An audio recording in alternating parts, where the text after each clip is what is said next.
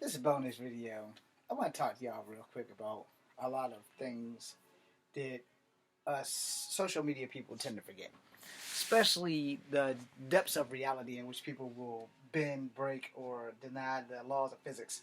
All right, y'all know that I am an actor. Before I was an actor, I was a martial artist. Before I was that, I fought in the streets as a child. There are things that we have to clarify before I make this live video tomorrow. I'm not going to be taking a lot of shit from people. I want to have an innocent, honest, decent conversation in a Discord. And I brought this to my attention that, when you have money, anywhere is a good place to live. But when you have people who know you, you get a little bit more opportunities. When you have people who know people who can make things happen, your opportunities are abundant versus people like me who's never been given an opportunity and had this bite, scrap, claw, and nail for everything. And even the internet isn't really giving me the opportunities it's giving a lot of people. Alright? So I want to make sure that I'm clear. I'm not here to argue. I'm not here to lie to you. I'm not here to make you believe. I'm here to be heard, be seen, and yeah, there's going to be some issues. As a martial artist, I know, just like every other martial artist knows, real martial artist, we can have a civil conversation without having to punch somebody in the mouth. However, there are times where people seem to forget things. So before I get into that, I want to make sure that I have this as a reference point. Not every martial art works for everybody. Not every martial art works for everybody's size, skills, and things like that. And that is something that I want to point out also. Now, as a person who's mostly done Chinese, Japanese, and Korean martial arts, I've done other martial arts too, and I've taken every ounce of what I have learned from those martial arts and have fought in the streets with those martial arts since I was 7 years old. Whether you believe it or not, it's not anything I can do to prove it or change your mind about me. All I can say is either you're going to believe me or not, but I can tell you this. Most of the people that I have fought have never come back for a second round. Alright? The one guy that I lost a sparring match to would not fight me again, and he went off to become an ISKA kickboxing champion. Now, here's the thing on that. I lost, but he wouldn't fight me again. I'm from the streets. If you beat me before, you shouldn't have a problem beating me again. However, I have been quoted saying that if you beat me once, I can almost guarantee you won't beat me again, and at least not with the same shit. Which is how I lost the sparring match. He beat me with the same shit twice. That's how he got the jump in the takedown rules. Alright? Now, mind you, it was a sparring match. So I lost that shit because it wasn't a real fight. But I learned enough from him that I could beat him the next day. Which is probably why he wouldn't fight me every time he saw me. I egged for a fight. I go to work, I worked 3 jobs, and came back to fight this motherfucker. He wouldn't fight me. Hello, Daryl. Yes, I'm talking about you. Or Dow, or whatever the fuck your name is. And now, I'm jump ahead to when my cousin passed away, because my cousin was killed, who was his best friend. And he jumped on my case. Alright, now he jumped all up on my case. He came all kinds of sideways at me. Now, I don't carry a handgun. But everybody who was there when my cousin was unalived carried handguns. They was always brandishing them at me. Always threatening to shoot me with them and shit like that. I ain't never been afraid of nobody with a gun. Because I've never been shot. But I've also done some really stupid shit with people who have guns. Alright? That same cousin that died from being shot, he tried to shoot me twice. Once with a .357 Magnum and once with a .44 Magnum. I literally walked up to him and put the barrel to my head and said, go ahead. It's the only way you can beat me. So you're going to think what you want about me. And I'm just going to tell you, hey, you weren't there. But understand this. His nephew also tried to shoot me right after. Right after his uncle was in the ground. His nephew and my brother and his 2 cousins, or his brothers, the one that died, set off a cherry bomb while I was standing point blank range with a .45 at my chest. When there was no bullet wound, there was no entry and there was no exit, I was going to kill my cousin that day. You do not fuck with someone who is not afraid to die. You do not fuck with someone who lives to fight. I don't so much live to fight anymore, but I'm not afraid to fight. That might be my downfall because I can't beat everybody. But see, I have another saying. I don't have to beat you to kill you. And this is the difference between me and most martial artists.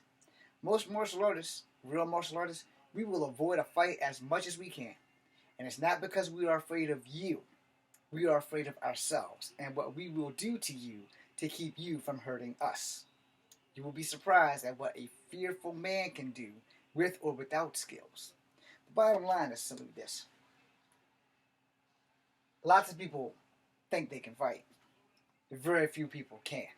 And yeah, it isn't impossible for somebody who can't fight to beat someone who can. It does happen. Believe me. It definitely does happen.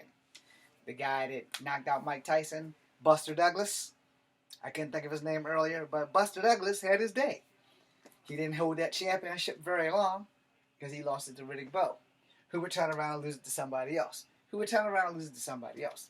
And everybody, until it got back to Evander Holyfield, would not hold that belt very long. Just putting that out there. So sometimes the best of the best can be taken out by a lucky shot. Always remember that. See, a lot of people are overzealous and they're young and they're cocky and they don't think ahead of the game of, could this guy possibly knock me out? It's probably not something you want to think before the fight starts, but it's something that you should probably have in the back of your mind. Can this guy beat my ass? Can I hold my own? Which goes back to what I said about your skill level and your training and your experience will be the most important things that you will ever have to learn. When I talk about the 30-70 or the 70-30, well, it's the 70% work in the dojo and the 30% works out of the dojo. Well, there's a really simple explanation for that.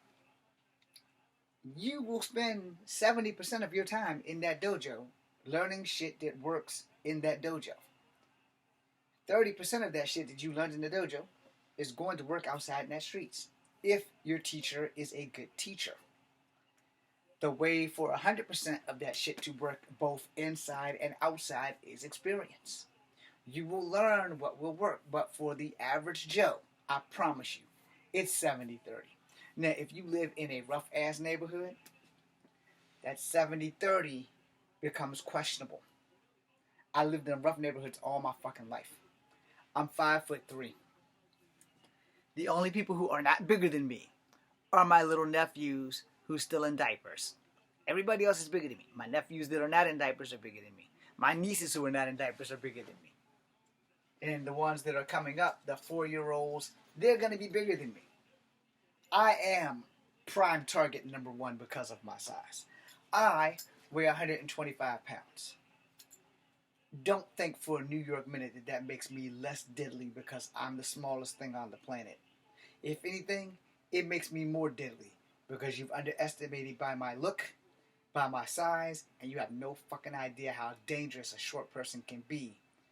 David killed Goliath with 1 stone, even though he brought 3 to the fight. Try to remember that. Size does not matter. Skill level, strength, all of that shit is a factor. But your fighting experience is going to either pull you through or you're going to lose and be beaten. I want you to keep that in mind because if you're watching this before you come to the live, if you have questions about that, that's going to be the on-team thing. Now about the sparring match. When my opponent who won came back to bury my nephew, he went off on me in the church. So the fight was going to be real this time. I told him where to meet me. I came home. I changed my clothes. I sat in my yard. He never showed up, but he became an ISK champion. Understand what I'm saying here. A champion does not mean you can fight. It just means you're a champion. And you beat the people in that area, in that arena, in that sport. That does not mean you can beat people on the street. And although it is illegal for a martial arts champion or athlete of any kind to actually get into a street fight because you have been trained to proficiency to fight people, some cases it might not be illegal. I'm learning shit, you know. I do not have registered hands. People have told me I would have to get registered hands if I ever got a black belt. So I never got a black belt because I believe that bullshit. Ralph from McDojo Life has proven that to be a myth. So I don't know about the registered hand shit. I'll have to check the Virginia law on that. But I will say this. When it comes down to fighting, it's not about your size. It's about your skill and your experience. If you have never been in a fight a day in your life, you still have a chance of winning against someone who only has been in fights. You just got to pick your spots. And again, you will not know how tough you actually are until the fight starts. Try to remember that. Do not brag, do not boast, and do not underestimate your opponent. And you'll be just fine. Otherwise, he who hesitates meditates from the horizontal position. Got that one from Vanishing Sun. It was a very good TV show. Had lots of martial arts in it. Thank you. This is Echo Fang Great Wolf. Kung Fu Epic number 2. Be seeing you.